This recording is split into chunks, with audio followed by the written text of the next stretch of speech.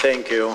First of all, thank you very much for the invitation to participate, for the opportunity for put over the table several reflections about this matter. Well, in my opinion, the role of competition law and the national authorities, our authorities, in the same time of crisis or in the normal times is more or less the same.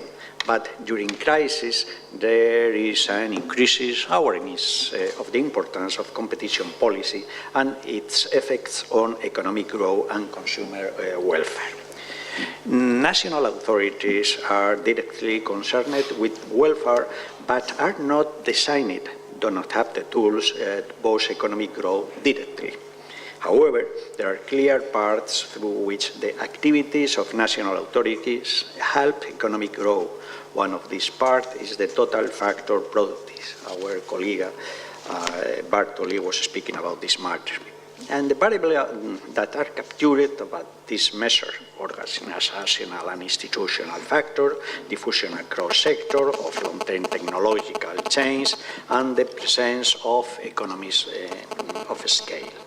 Let me explain in 2 seconds. Institutional factor, like regulation of barriers to entry, can be affected by advocacy, regulatory impact assessment, and the ordinary tools of competition policy.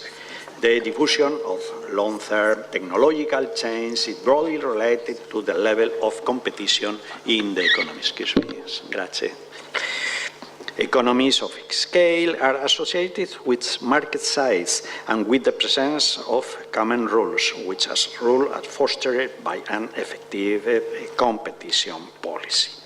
I would say that competition is always good for consumer welfare, and it is usually good for economic growth. Competition is at the core of the problems of growth and must be also the core of solution by reducing unnecessary public intervention of regulation rigidities, restricting national corporation interests, reducing market fragmentation and entry barriers. Perhaps you can imagine during 1 second the difference between the US market and European market, but for time reason I can speak about these probably interesting matters.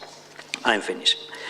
While competition policies ideally favor Schumpeterian and dynamic competition over neoclassical static competition in order to consider the effect of competition policy on international competitiveness via firm size. The reflection about the States and Europe is over the table. Approach the difficulty in the second place dilemma between competition and the need for investment in some sector, power generation, telecoms, new transport fuels, etc.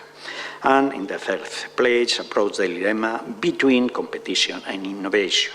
Dynamic competition is the kind of competition that is generated by products and process innovation, while static competition is focused on price competition, as you know perfectly. However, to incorporate a more dynamic view of competition will require a sustainable, important intellectual effort and leadership by the enforcement agencies, as well as by scholars and practitioners, to persuade the policymakers that the competition policy should evolve accordingly. It will also be a lot more difficult to implement that policy based on static competition. But anyway, it's a challenge for all of us, all of our agencies. Thank you.